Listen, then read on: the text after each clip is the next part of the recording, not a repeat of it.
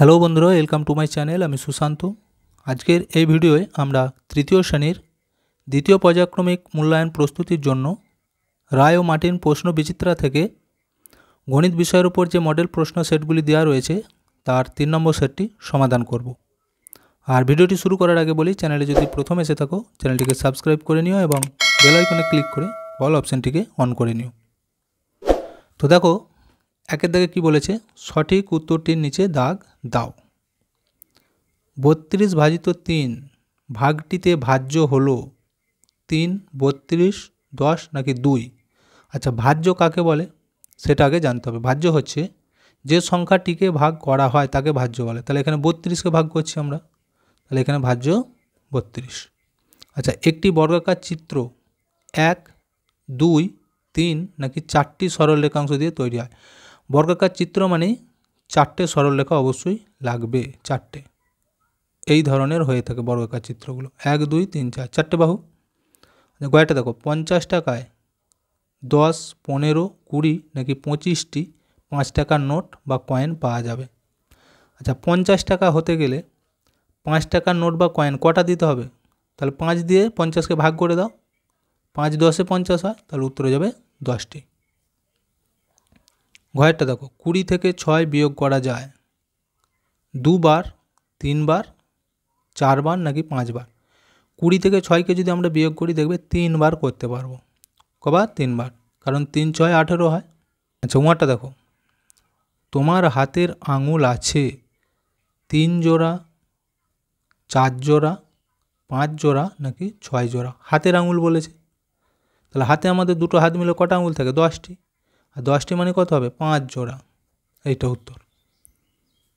আচ্ছা, 2-এর দাগে দেখো, বিবৃতিটি সত্য না মিথ্যা লেখো। 99-এর পরের সংখ্যাটি হলো 2 অঙ্কের, এটা কি হবে? মিথ্যা। কেন বলো তো? 99-এর পর হয় 100, 100 মানে সেটা 3 অঙ্ক হয়ে যাবে। আচ্ছা, 51কে 5 দিয়ে ভাগ করলে ভাগশেষ থাকবে 0, কত হবে ভাগশেষ? এটাও কিন্তু মিথ্যা। দেখো, 51কে 5 দিয়ে ভাগ করে দেখে নাও। প্রথমেই তাহলে আমরা 1 খাওয়াচ্ছি, 5 1-কে 5, একটা নামলো। এবার 1 যেহেতু 5-এর থেকে ছোট এবং এরপর আর সংখ্যা নেই, তাহলে আমরা কি করব? 0 খাইয়ে একটা 5 0 0 বিয়োগ করব, তাহলে এখানে নামছে 1। দেখো, এবার 5-এর থেকে 1 ছোট, আর ভাগ করা যাচ্ছে না, তাহলে ভাগশেষ কত থাকছে? 1 থাকছে, তাই তো? কিন্তু আমাদের এখানে বলেছিল ভাগশেষ থাকবে 0, তাহলে এটা মিথ্যা। আচ্ছা, এরপর এটা দেখো, 44 ভাজিত 4 সমান 4 ভাজিত 44, এটা কি সত্য? কখনোই সত্য নয়। কেন বলো তো? 44কে আমরা 4 দিয়ে ভাগ করব, এক উত্তর অন্য রকম উত্তর হবে, কিন্তু আর 4কে যদি 44 দিয়ে ভাগ করি সেটা আর এক উত্তর বেরোবে, তাহলে এটা মিথ্যা। আচ্ছা, এরপর এটা দেখো, 378 সংখ্যাটি 3 দ্বারা বিভাজ্য। তো কীভাবে বুঝবো? 3 দ্বারা বিভাজ্যতার নিয়ম তো আগেই বলেছি। তাহলে এই প্রথমে অঙ্কগুলোকে যোগ করো, 8 আর এই 7 যোগগুলো কত হবে? 15। 15-র সাথে যদি 3 যোগ করা হয় কত হবে? 18। 18কে 3 দিয়ে কিন্তু ভাগ করা যায়, তাহলে এটা সত্য হবে। তাহলে 378 সংখ্যাটি 3 দ্বারা বিভাজ্য, সত্য। আচ্ছা, উমারটা দেখো, 2 টাকা সমান 200 পয়সা, তাহলে এটাও সত্য।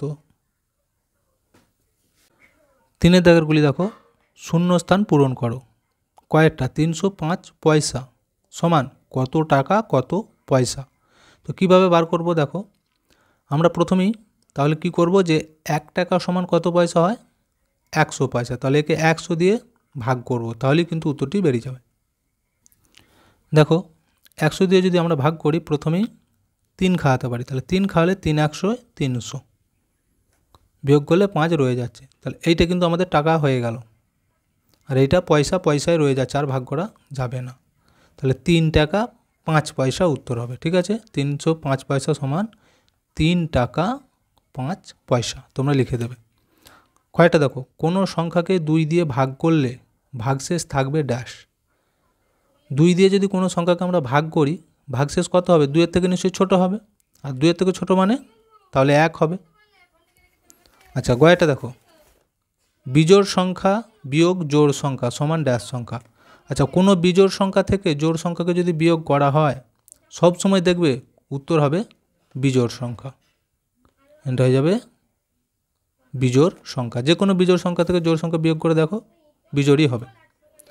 আচ্ছা ঘয়েরটা দেখো, একটি ত্রিভুজের বাহুর সংখ্যা ড্যাশটি। ত্রিভুজের বাহু কটা হয়? 3টি।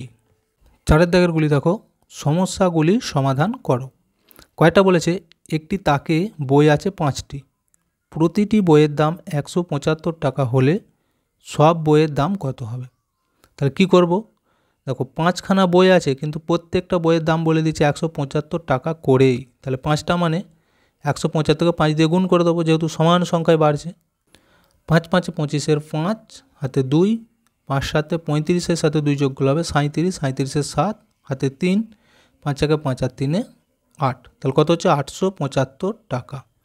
উত্তরটি তাহলে তোমাদেরকে লিখতে হবে যে সব বইয়ের দাম 875 টাকা। আমি আর উত্তরটি লিখছি না। কয়টা দেখো, গ্রামের প্রত্যেক পরিবারকে 3 কিগ্রা করে চাল দেয়া হলে 303 কিগ্রা চাল কটি পরিবারকে দেয়া হবে? তাহলে বলে দিয়েছে এখানে দেখো যে 3 কেজি করে যদি সবাইকে চাল দেওয়া হয় আর মোট চাল রয়েছে 303 কিগ্রা, তাহলে কতগুলো পরিবার পাবে? কি করবো? এই 303কে 3 দিয়ে ভাগ করে দাও, তাহলে উত্তরটি বেরিয়ে যাবে। দেখো 303 3 কিগ্রা করে 3 দিয়ে ভাগ করে দেবো। প্রথমেই তাহলে 1 খাচ্ছি, দেখো 3 1 3 মিলে গেল, 0 নামাবো, তাহলে 3-এর সাথে 0 খাইয়ে 3 0 0, 3 আছে 3টা নামিয়ে দাও। আবার দেখো 1 খাবো, 3 1 3, তাহলে উত্তর হচ্ছে দেখো 101। তাহলে আমরা লিখব উত্তর, এই যে বলেছে কটি পরিবারকে দেয়া যাবে, উত্তর হয়ে যাবে 101টি পরিবারকে দেওয়া যাবে। গয়েরটা দেখো, তোমার কাছে 85 টাকা 20 পয়সা আছে, তুমি 38 টাকা 25 পয়সার খাতা, 9 টাকার পেন, 5 টাকা 75 পয়সার পেন্সিল কিনলে। তুমি কত টাকার জিনিস কিনলে আর কত টাকা তোমার কাছে রইল? তাহলে এখানে দেখো 2খানা উত্তর কিন্তু চেয়েছে। প্রথমে বলে দিয়েছে এই টাকাটা তোমার কাছে আছে, তাহলে এটা এখন থাক যেহেতু আছে। এবার কি কি কিনেছো সেইগুলো পরপর একসাথে লিখে যোগটা আগে করে নাও। দেখো মোট কত টাকার জিনিস কিনা হয়েছে এগুলি যোগ করে দেবো। খাতা এত টাকার, পেন এত টাকা, পেন্সিল এত টাকা, যোগ করব। 5 5 10-এর 0, হাতে 1 থাকবে, 7 আর 1 8, 8-এর সাথে 2 যোগ করলে হবে 10, তাহলে এখানেও তাই 10-এর 0, হাতে 1 রেখে দাও, তাহলে 5 আর 1 যোগ করলে হবে 6, 6-এর পর 9 গিট, 6-এর পর 7 8 9 10 11 12 13 14 15। আচ্ছা 15-এর পর দেখো এখনও 8 আছে, তাহলে 15-এর পর 16 17 18 19 20 21 22 23, 23-এর 3, হাতে 2, 3 আর 2 যোগ করলে হবে 4 5, তাহলে কত হলো? দেখো 53 টাকা 0 পয়সা। তাহলে মোট 53 টাকা সে জিনিস কিনে ফেলেছে, তাই তো? তাহলে একটা উত্তর আমাদের বেরিয়ে গেল। এই যে জিজ্ঞেস করেছিল তুমি কত টাকার জিনিস কিনলে, উত্তর হয়ে যাবে 53 টাকা। তাহলে এখানে লিখে দেবে যে আমি 53 টাকার জিনিস কিনলাম। এবার কি চেয়েছিল দেখো, কত টাকা তোমার কাছে রইল। তাহলে তার কাছে ছিল কত? এই যে 85 টাকা 20 পয়সা, আর 53 টাকার কিনে ফেলেছে, তাহলে কত টাকা থাকবে? বিয়োগ দিয়ে দেবো, তাহলেই হয়ে যাবে। দেখো বিয়োগটি করবো এখন। উপরে 20 আছে, নিচে 0 রয়েছে, তাহলে দেখো এখানে 0-এর সাথে 0 নামিয়ে দেবো, 0 2 আছে, 2টাও নেমে যাচ্ছে, তাহলে এটা পয়সা লিখে দাও। এবার টাকাটা দেখো এইদিকে 3 থেকে 5 2 গিঁটে হবে, আর 5 থেকে 8 5 পর 6 7 8 3 গিঁটে, তাহলে 32 টাকা 20 পয়সা। তাহলে উত্তরটি লিখতে হবে যে আমার কাছে 32 টাকা 20 পয়সা রইল। আচ্ছা এরপর দেখো কি বলেছে, 5-এর দাগেরগুলি, বিনাশ দেখে পরেরগুলি আঁকো। কি বলেছে? এই যে ছবিগুলি দেওয়া রয়েছে, তাহলে পরের ছবিটা কেমন হবে ভালো করে লক্ষ্য করো। এখানে একটা চতুর্ভুজের মতো দেওয়া রয়েছে, দেখতে পেয়েছো? এইখানে একটা লাইন আছে। আচ্ছা পরেরটাই দেখো লাইনটা এইদিকে চলে এসেছে, তারপরেরটাই লক্ষ্য করো লাইনটা এইখানে চলে এসেছে।